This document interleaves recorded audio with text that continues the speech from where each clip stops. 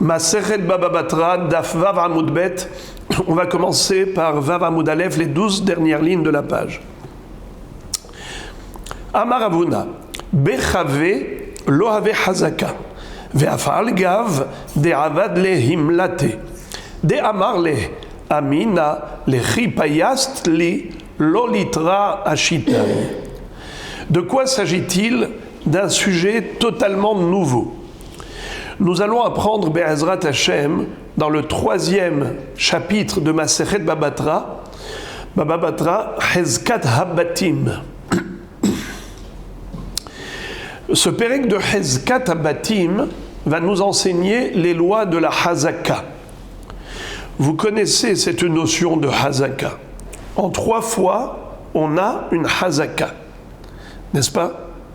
Alors, je vais faire une introduction, peut-être un peu longue, mais elle est indispensable pour comprendre le sujet. Il existe 2 sortes de Hazaka. Il y a Hezkat Kinyan et Hezkat Re'aya. Qu'est-ce que c'est que Hezkat Kinyan? Faire un Kinyan par Hazaka. Nous avons une règle. Karka niknit beshlosha drachim. Bekesef, beshtar ou behazaka. On peut acheter un karka, un bien immobilier, soit avec de l'argent, soit avec un shtar, soit avec hazaka. Et qu'est-ce que c'est que hazaka? C'est une utilisation ou une opération unique. Par exemple, Na'al, Gadar ou Paratz.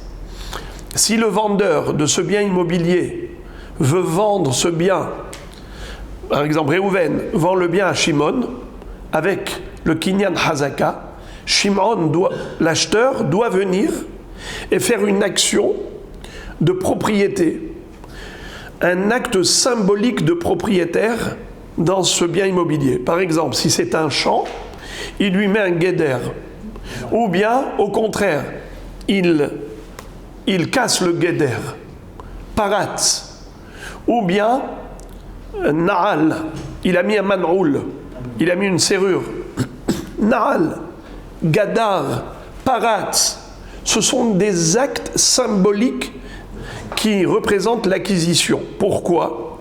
Parce que seul le propriétaire est habilité à faire des gestes pareils. Donc si jusqu'à présent Réhouven était propriétaire et il a vendu à Shimon, comment Shimon exprime sa propriété?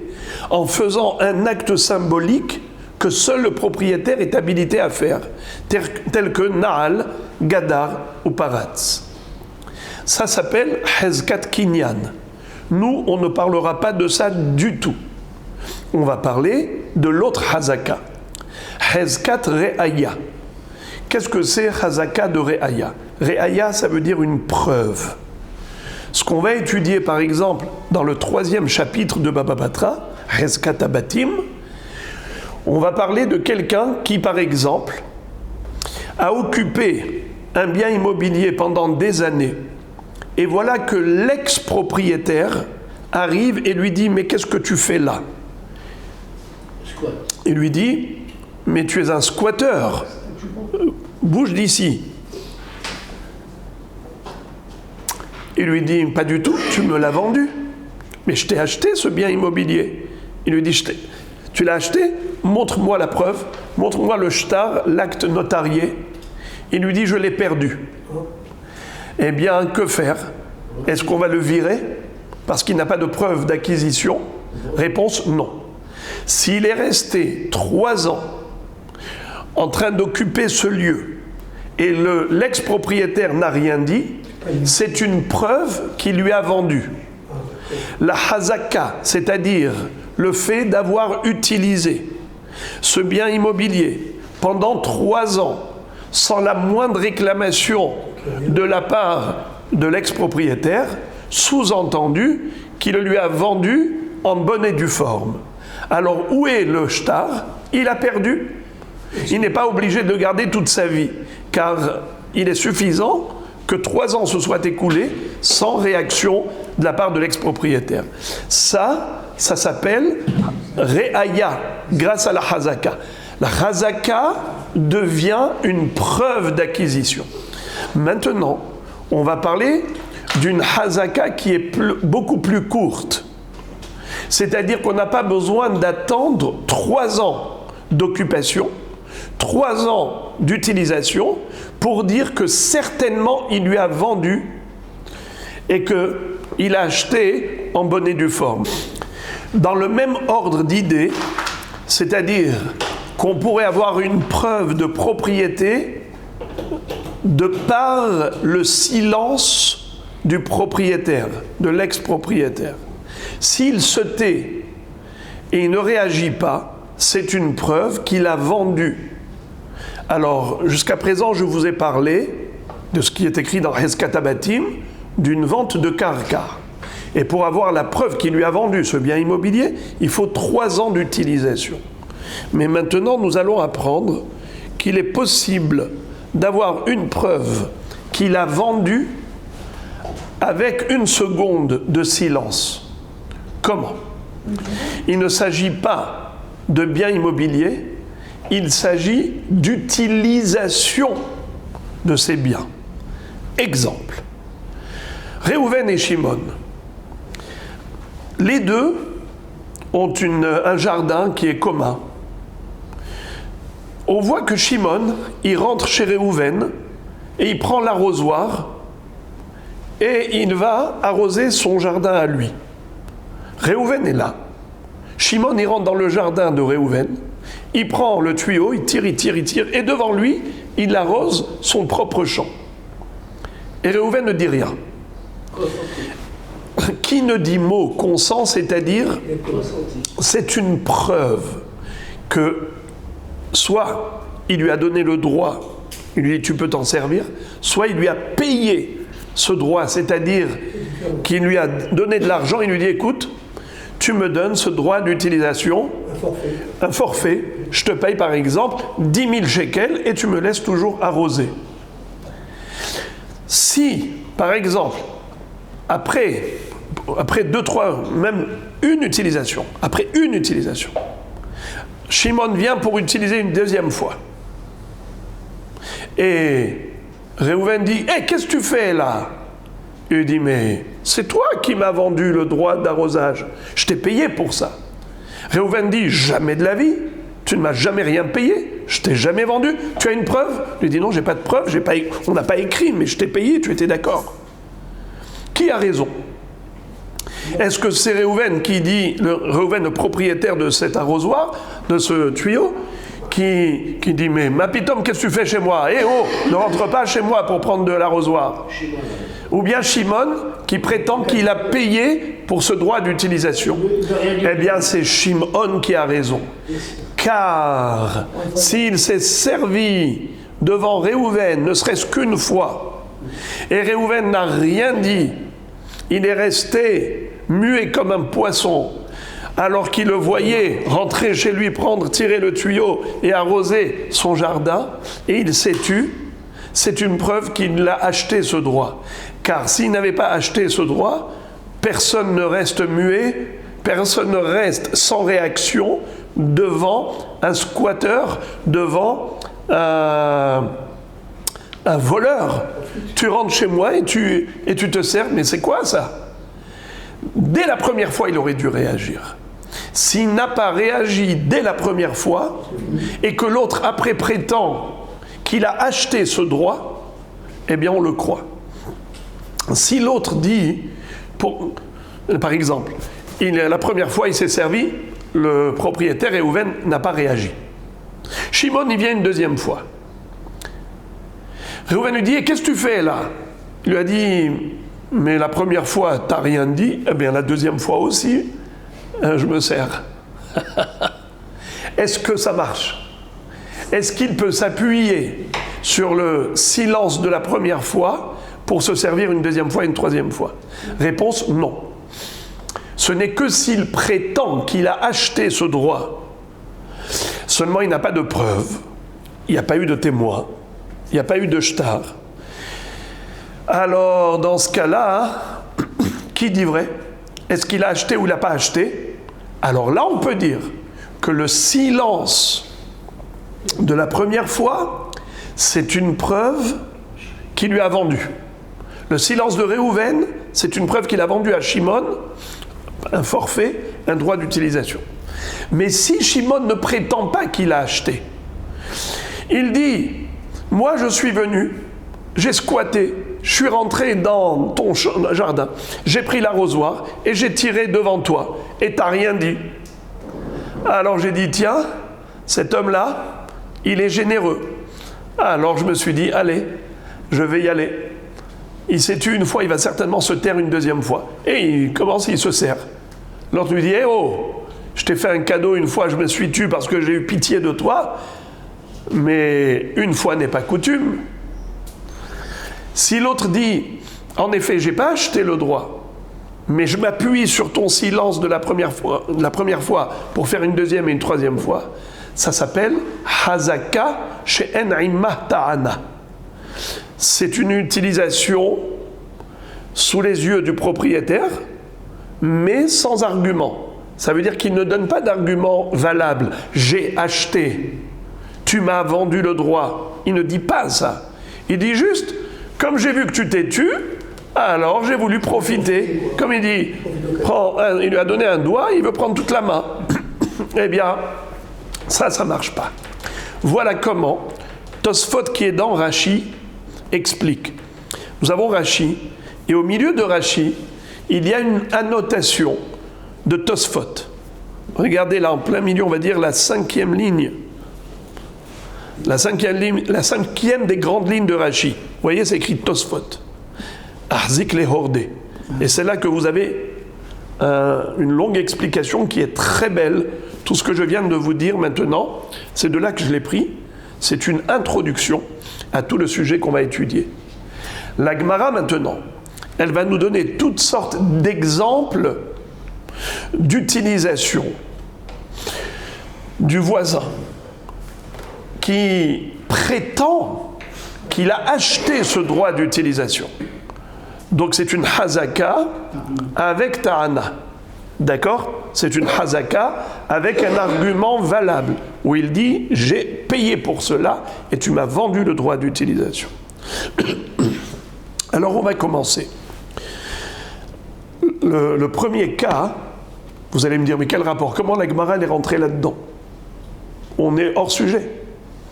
La Gemara est rentrée là-dedans parce que nous avions parlé d'un mur, de quelqu'un qui a construit un mur parallèle. Et ensuite, il a mis un toit. Alors, nous voyons, on avait vu un cas, par exemple, quand il a construit qu'un demi-mur. Et ensuite, alors déjà, quand il a construit un demi-mur, pas un mur entier. Alors, on avait vu une mahloquette, à savoir, est-ce que on dit les mailles, ça marche les palgas, ça marche les palgas, les kula, kula, ou bien ça marche les palgas, ça marche les kula. C'est-à-dire, si il n'a pas construit un mur parallèle, 10 coudées, 10 coudées. Le premier, il a construit 10 coudées, l'autre, il a construit, par exemple, 8 coudées. Alors, est-ce qu'on l'oblige de payer rétroactivement la moitié des frais du premier mur par rapport à 8 coudées ou bien par rapport à 10 coudées? C'était la mahloquette. Par rapport à cela, on avait vu que même Rav Nachman qui disait qu'il ne payera que à la hauteur de ce qu'il a fait, pas plus, mais il est modé au cas où on voit qu'il a l'intention de continuer la construction. Par exemple, dans les murs, il a mis des supports pour les tikras, pour faire un sol, un toit qui sert à la fois de toit pour le rez-de-chaussée et de parterre pour l'étage. Donc on voit qu'il a l'intention de construire encore. Alors c'est sûr qu'on n'attend pas qu'il termine la construction pour le condamner à payer. On le fait payer déjà, dès à présent, parce qu'on connaît son intention.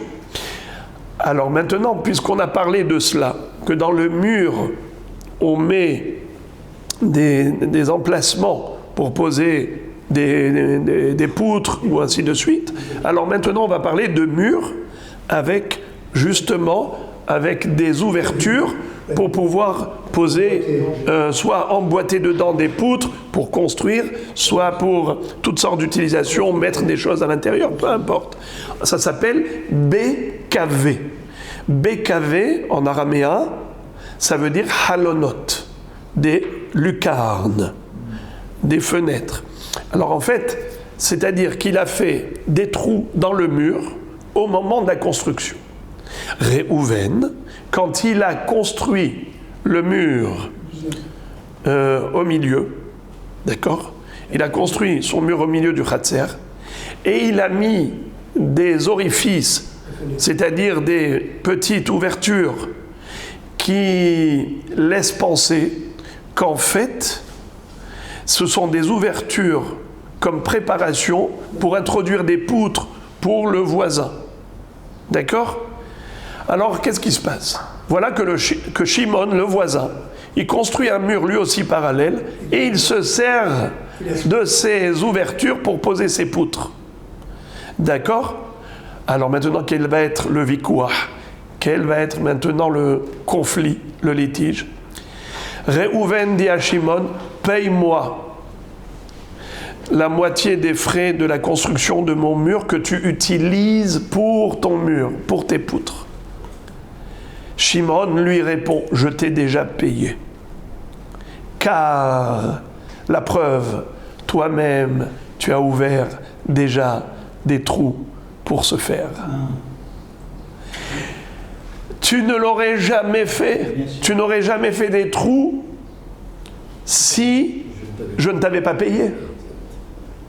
Donc le fait que toi-même, tu aies ouvert dans le mur des fenêtres, c'est-à-dire que tu as construit le mur avec des ouvertures pour introduire les poutres, pour poser dans ces trous-là une extrémité des poutres et l'autre extrémité sur mon mur que j'ai construit, en soi, c'est une preuve que tu m'as vendu ce droit. Comment tu m'as vendu ce droit, en fait ?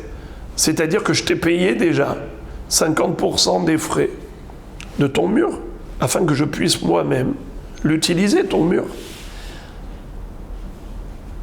Alors la Gemara dit Bechave lo ave hazaka. Mais mieux encore, même si Réhouven, quand il a construit le mur,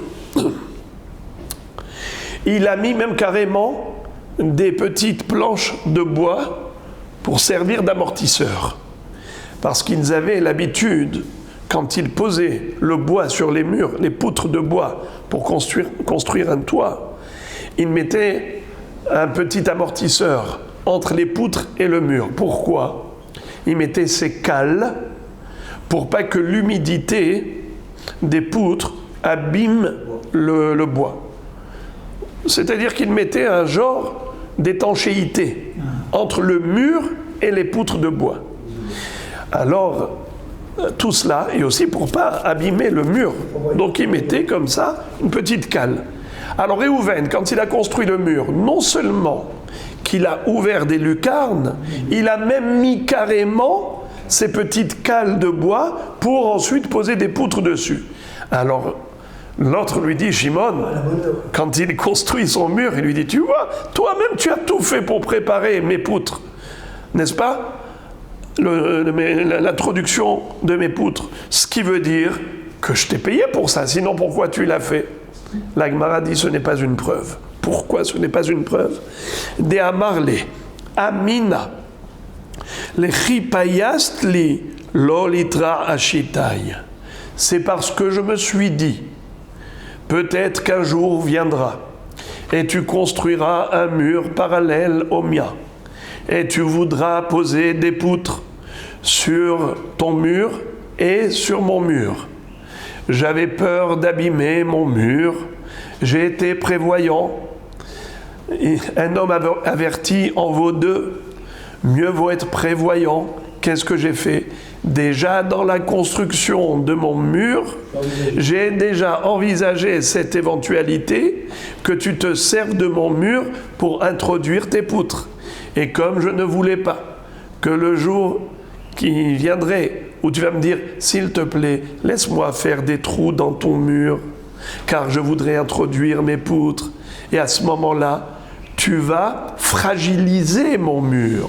Je n'avais pas envie de fragiliser mon mur après coup, parce qu'avec les coups de marteau-piqueur, tu vas l'ébranler. Alors je me suis dit, je préfère d'entrée de jeu, avoir déjà la possibilité de te vendre ce service, plutôt que tu fragilises mon mur après. Alors déjà, au moment de la construction, j'ai prévu cette éventualité. Donc ce n'est pas une preuve que Shimon a payé à Réhouven.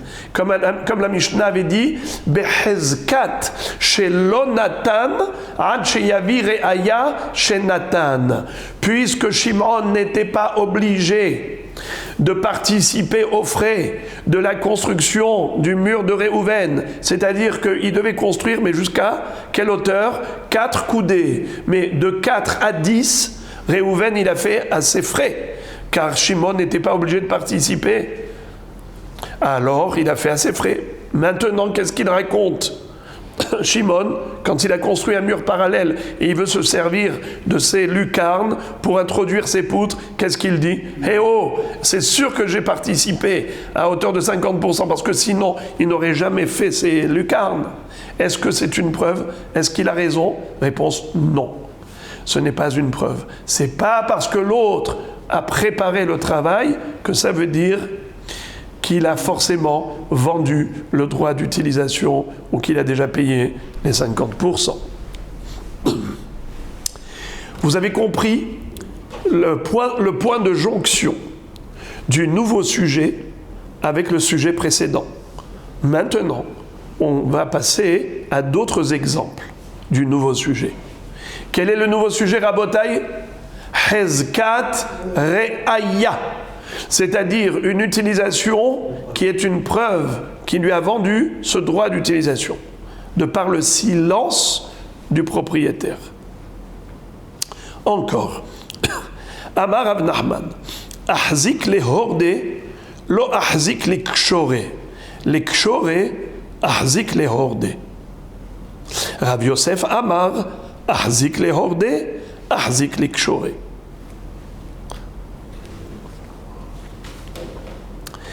Si par exemple, moi, j'ai construit un mur dans mon hatzer, et il y avait un mur qui appartenait à l'autre, qu'est-ce qui s'est passé ?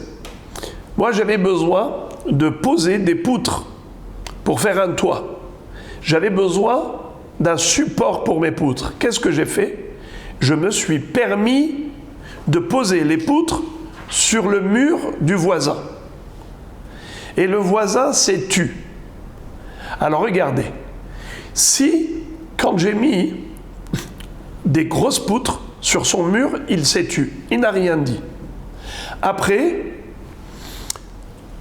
il vient pleurnicher. Il dit, « Eh oh, qu'est-ce que tu fais toi ?» Mais quand est-ce qu'il est venu ? Par exemple, 2 semaines après. Est-ce que sa réclamation, quand il dit « Qu'est-ce que tu fais là ?» est-ce qu'elle est légitime ? L'autre lui dit « Mais je t'ai payé pour ce droit. » L'autre lui dit « Tu m'as rien payé pour ce droit. » Qui a raison ? Le propriétaire des poutres ou le propriétaire des murs ? Des poutres. Car si au moment où il a posé les poutres sur son mur, il n'a rien dit, c'est une preuve qu'il lui a vendu ce droit. Car un homme ne se tairait pas en voyant l'autre poser des poutres chez lui et se taire. Ah, ça c'est par rapport à des poutres. C'est pareil pour des planches. D'accord ? Comment on appelle des planches ? Hordées. Comment on appelle des poutres lourdes ? Kshoré. Alors maintenant, regardez. Imaginons que le bonhomme avait posé des planches légères sur le mur du voisin. Ensuite, il a retiré les planches légères et il a mis des poutres. L'autre lui dit « Hé, qu'est-ce que tu fais ?» Il lui dit « J'ai acheté le droit, je t'ai payé pour l'utilisation. » Il lui dit « Tu as payé que pour le droit d'utilisation de planches légères, pas pour des grosses poutres qui fragilisent mon mur. » Qui a raison ? Le deuxième. Alors, on va voir tout de suite. Si, écoutez Rabotaï, dans un cas, il y a une mahloquette, dans un cas, il n'y a pas de mahloquette. Si, par exemple, il s'était tu au moment où il a posé les poutres. Après, il a retiré les poutres et il met des planches. Et maintenant, il vient pleurnicher par rapport aux planches. Est-ce qu'il peut pleurnicher? Pas du tout. Car s'il s'est tu pour les poutres, Kalba Homer, que pour les planches. Mais l'inverse n'est pas vrai. Si, au moment où il avait mis des planches légères, il s'était tu, et maintenant, il a changé, il met des poutres, et maintenant, l'autre réagit. Il lui dit, mais tu m'as vendu, la preuve, c'est que tu t'es tu. Il a dit, je me suis tu pour les hordés, mais pas pour les kshorés. Parce que je t'avais donné le droit, et oui, c'est vrai, tu m'as payé pour le droit d'utilisation de planches, mais ce n'est pas une preuve que tu as un droit d'utilisation pour les poutres, qui sont beaucoup plus lourdes. Ça, c'est qui dit ça? Ravuna. Non, pas Ravuna, excusez-moi. Amar Rab Nachman. Ahzik le hordé, lo ahzik le kshoré. Les kshoré, ahzik le hordé. Rav Yosef, Amar, ahzik le hordé, ahzik le kshoré. Mais Rav Yosef, lui, dit qu'il n'y a pas de différence. À partir du moment où il lui a donné le droit de poser des planches, certainement, il lui a donné le droit de poser ce qu'il veut. On ne rentre pas dans les détails. Et selon une deuxième version, même Rav Nachman a dit la même chose, il n'y a pas de mahloket. Il n'y a pas de différence, et en effet, c'est cela la halacha. Qu'à partir du moment où il lui a donné le droit de poser, même si c'était des planches et après il a changé en poutre, c'est permis, car certainement, s'il lui a vendu pour tout. Toujours dans le même ordre d'idées, on va parler encore d'une autre utilisation. Est-ce qu'il lui a vendu le droit, oui ou non? Amar Rav Nachman, ahzik le natfe, ahzik le chauffré. Ahzik le chauffré, lo ahzik le natfe. Rav Yosef Amar, afilo ahzik le chauffré, ahzik le natfe. La même mahloket. Avant, on avait parlé de poutres et de planches légères. Maintenant, on va parler de gouttières. Bravo. La pluie, lorsqu'elle tombe sur le toit de Réhouven, et ça tombe dans le Hatzer de Shimon. N'est-ce pas? Ils étaient en dénivelé. Le toit de Réhouven était à proximité mitoyen du Hatzer de Shimon. Il y a de la pluie qui tombe du toit de Réhouven, et ça dérange Shimon, parce qu'il y a la pluie qui tombe de ce toit, l'eau coule, et ensuite, ça dégouline et ça coule dans le Hatzer de Shimon. Maintenant, Shimon s'est tu. C'est-à-dire que Shimon n'a rien dit. Pendant un certain temps, il n'a rien dit. Et voilà qu'un jour, il se réveille. Et il vient voir Réhouven, lui dit, monsieur, la pluie qui se déverse de ton toit, qui est en oblique, vers ma cour, ça me dérange terriblement, ça me gêne. Il lui dit, mais je t'ai payé pour ce droit. Je t'ai payé. L'autre lui dit, tu m'as payé, tu m'as jamais rien payé. Alors il lui dit, alors pourquoi tu t'es tu? Il a dit, parce que je suis sympa. Je suis très gentil. Je me dis, mais il ne faut pas exagérer. Je me suis tué un certain temps, maintenant, tu arrêtes. Tu mets une gouttière. Alors, qu'est-ce que l'autre lui dit? C'est pas vrai, je t'ai payé. Qui a raison? Celui qui prétend qu'il a acheté ce droit d'utilisation, c'est-à-dire Shimon, ou bien Réhouven qui prétend qu'il ne l'a jamais vendu? Il s'est tué par gentillesse. Il s'est tué par gentillesse. Faux. On dit comme ça qu'un homme ne se tait pas. Un homme n'est pas censé se taire quand il est gêné. Et donc, s'il s'est tu, et que l'autre prétend qu'il a payé pour ça, il faut le croire qu'il a payé. On est toujours dans le même ordre d'idées. Donc, ce que j'ai dit en préambule, toute l'introduction, c'était pour comprendre ce point-là. C'est le fil conducteur de tout le sujet qu'on étudie. Maintenant, imaginons que comment il s'appelle? Réhouven qui dérange Shimon, a décidé de mettre une gouttière. Mais la gouttière, elle s'écoule où? Chez Shimon toujours. Sauf que, avant, la pluie, elle coulait de partout. C'est-à-dire, l'eau qui se déversait sur le toit, ça se déversait ensuite dans le Hatzer de Shimon. Mais maintenant, qu'est-ce qu'a fait Réhouven? Il a fait quelque chose de sympathique. Il a mis une gouttière. Et au bout de la gouttière, on a l'eau qui coule. Mais l'eau coule dans un seul endroit, pas dans tout le Hatzer. L'autre lui dit, eh oh, qu'est-ce que tu mets cette gouttière-là? Cette gouttière-là, elle se déverse chez moi, mais là qu'elle se déverse chez toi, ou ailleurs, ou dans le domaine public, pas chez moi. Il lui dit, mais je t'ai payé pour ça. Il lui dit, tu m'as jamais rien payé. S'il s'est tu quand l'eau se déversait sur tout le toit, c'est une preuve que Béhémet, il lui a vendu ce droit. À plus forte raison qu'il a le droit de mettre un chaufferet, une gouttière. Si déjà il s'est tu pour le natfé, Kalva Homer, qui lui a donné le droit du chaufferet. Chaufferet, c'est une gouttière. Donc l'eau de pluie s'écoule au travers d'un seul endroit. Natfé, c'est sans gouttière. Donc la pluie écoule sur tout le toit.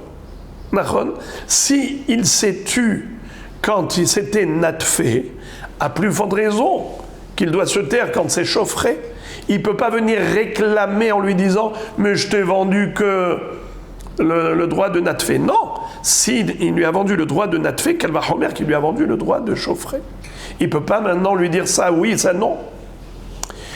Mais l'inverse, si au moment où il s'était tu, il y avait une gouttière, et l'eau s'écoulait qu'au travers de la gouttière, à ce moment-là, il s'est tu. Mais maintenant, Réhouven, il a retiré la gouttière, et l'eau s'écoule et coule de partout. Et maintenant, Shimon vient pleurnicher, et il dit, qu'est-ce que tu fais là, nanana? Il lui a dit, mais je t'ai payé pour le droit de l'écoulement de l'eau de pluie, de chez moi à chez toi. La preuve que tu t'es tu. Il a dit, oui, mais c'était que pour le chaufferet que tu avais une hazaka, pas pour le natfé.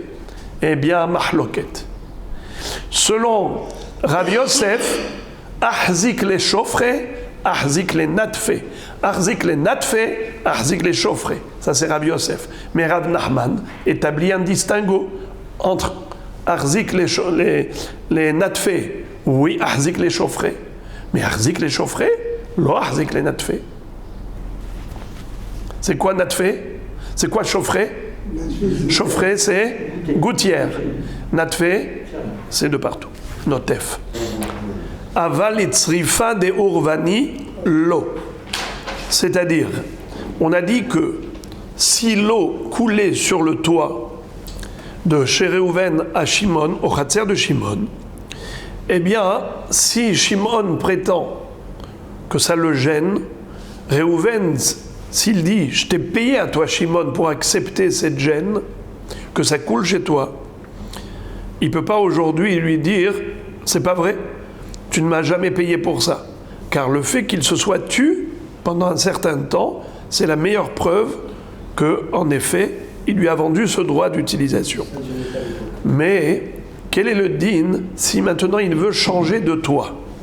C'est-à-dire, avant il avait un toit classique qui était plat, et maintenant il veut mettre un toit de tsrifa de urvani, c'est-à-dire en osier, avec des branches de sol, c'est-à-dire que l'eau maintenant elle va couler de partout.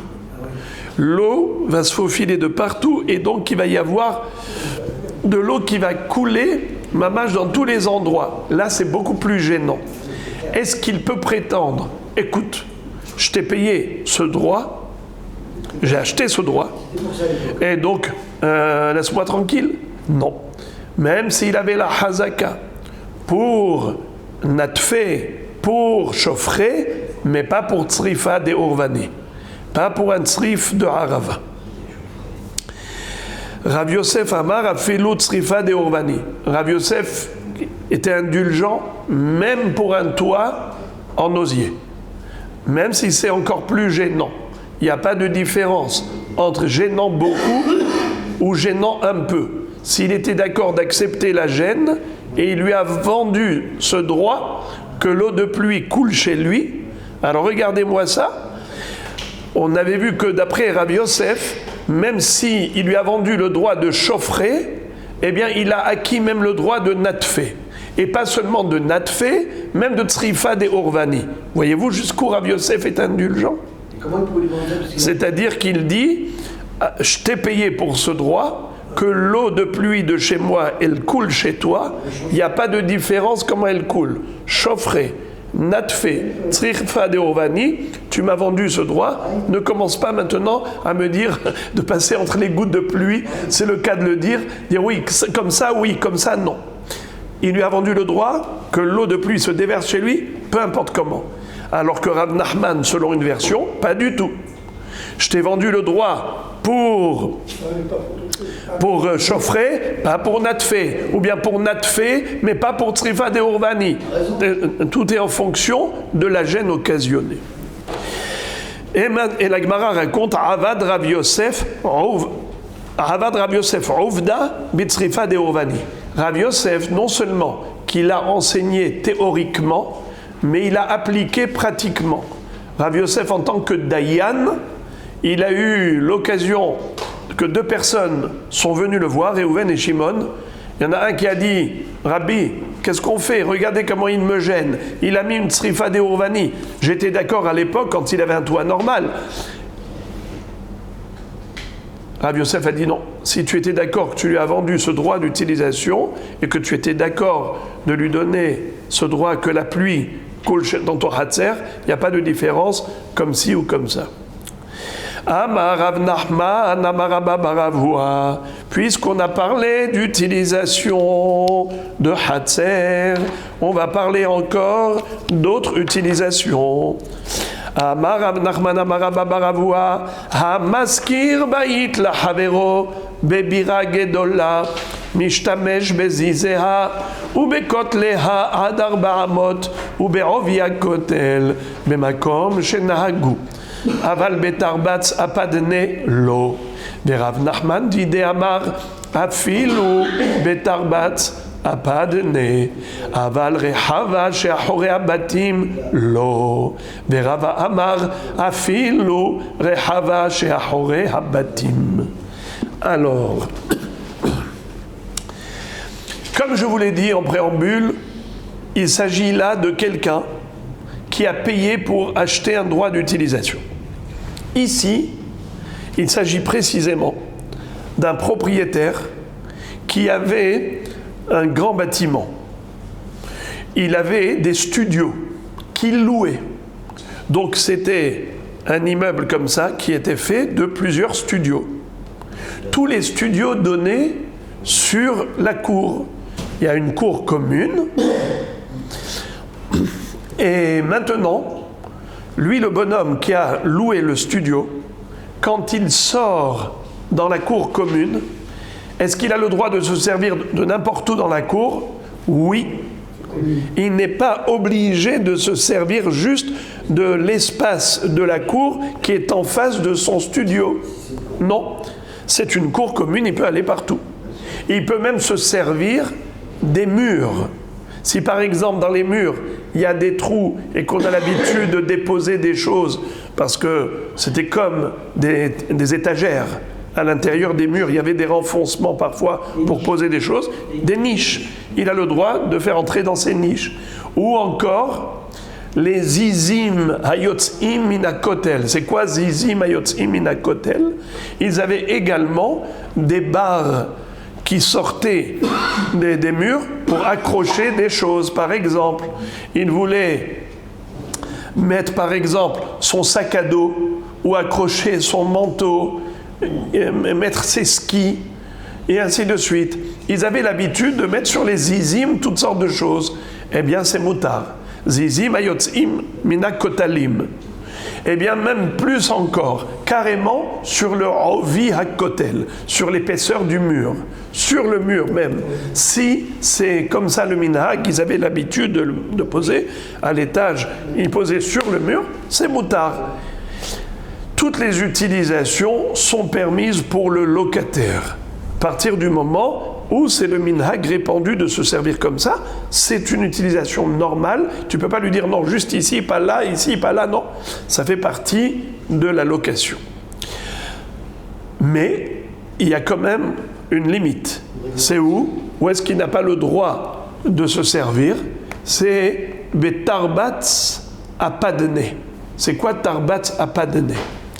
C'est que devant l'entrée principale de ce grand bâtiment, il y avait l'entrée principale. L'entrée principale, on la faisait jolie.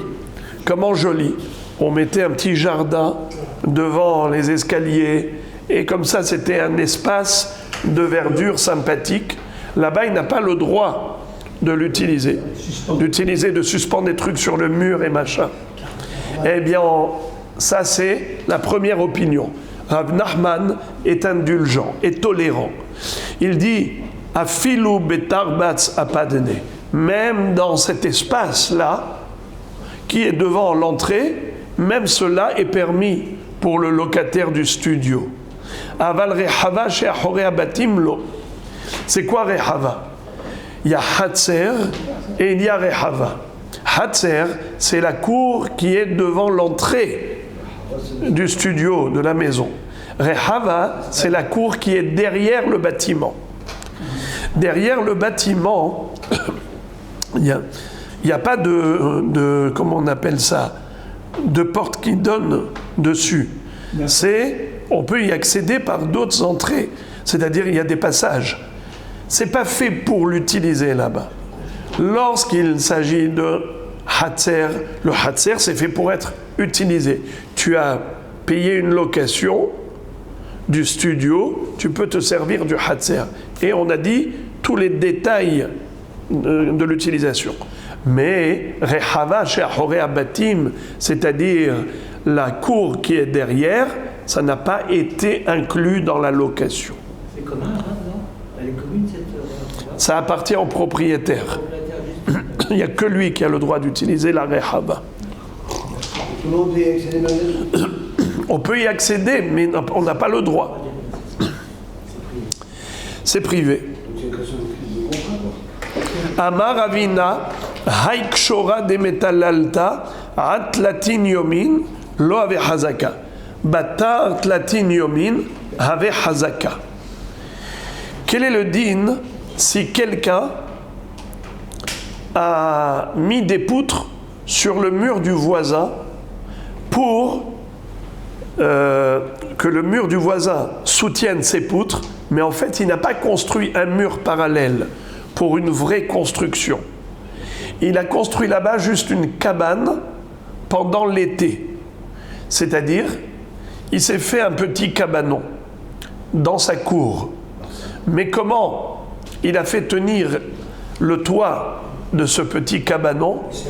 Eh bien, il a mis chez lui une, comment on appelle ça, une cloison en bois, et il a mis dessus des poutres, une pergola. Le voisin lui dit, le voisin n'a rien dit.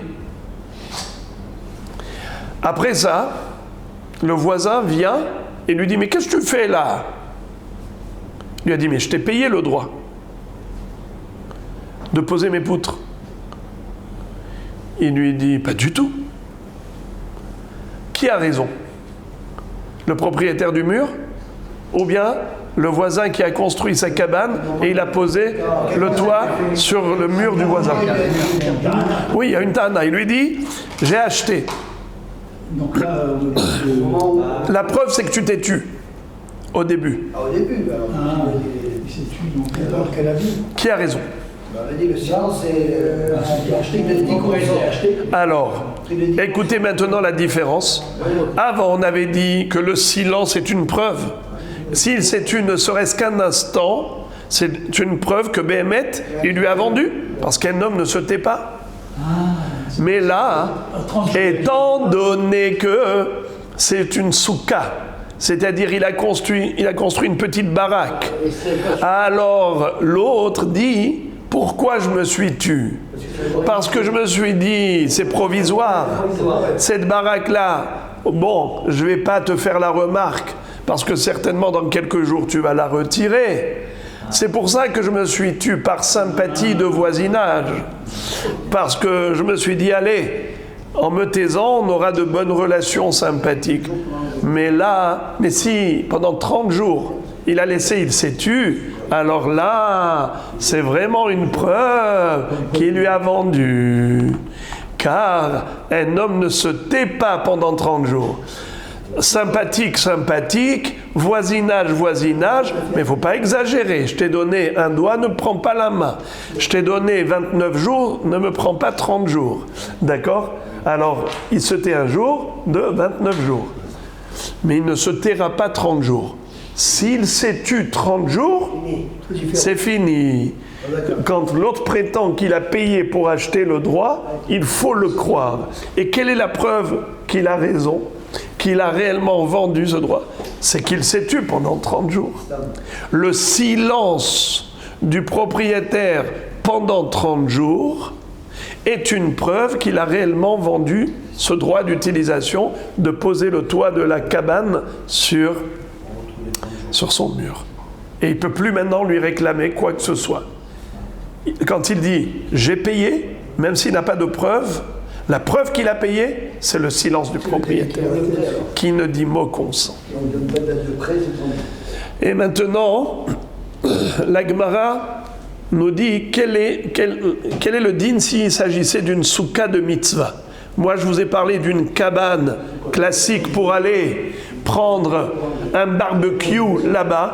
C'est pendant l'année. Il ne s'agissait pas de la fête de Sukkot. Il s'agissait juste Kshora des métalalta pour faire de l'ombre et aller s'aérer pendant l'été. Mais quel est le din si c'est une soukha de mitzvah? Vei soukha de mitzvah ad shiv'a yomin lo ave hazaka batar shiv'a yomin ave hazaka. C'est-à-dire que en effet il y a que c'est moins de temps, c'est que 7 jours. C'est le temps de Sukkot. S'il s'est tu pendant la fête de Sukkot, alors on dit bon, il a voulu participer à la mitzvah. Mais après Sukkot, il n'a aucune raison d'accepter. Si l'autre lui dit, je t'ai payé pour toute la vie, c'est-à-dire chaque année je vais faire la soukha ici, donc je t'ai payé pour tout le temps, qui a raison? Le premier, le propriétaire. Il n'a pas raison de dire, on ne peut pas acheter des années à l'avance du mitzvah. C'est le propriétaire. Et que je paye pour toute l'année. C'est lui qui a fait la soukha. Donc tu achètes, tu n'achètes pas. Alors, la halakha est la suivante. Pour une soukha de mitzvah, pendant 7 jours, il n'a pas de hazaka. Mais après 7 jours, s'il s'est tué encore, c'est une hazaka, c'est une preuve qu'il lui a vendu. Car il n'a aucune raison de se taire, le propriétaire n'a aucune raison de se taire après Sukkot. Pourquoi tu te tais? Pour la mitzvah, on comprend pourquoi tu as gardé le silence, parce que tu as voulu lui donner l'occasion de faire la mitzvah. Mais si tu t'es tu également après Sukkot, ça veut dire que Béhémet, tu lui as vendu le droit comme il prétend. Donc là, c'est pas avec 30 jours, c'est 7 jours. Après 7 jours plutôt, le 8e jour. Si le 8e jour il s'est tu, c'est une preuve qu'il a vendu. Maintenant, ve'i hibre betina, les altar avec hazaka. Et si carrément il a mis un ciment, c'est-à-dire le bonhomme, quand il a mis son scar, il a mis le support de son scar, il a mis une pergola d'abord, et après il a mis le scar. Et la pergola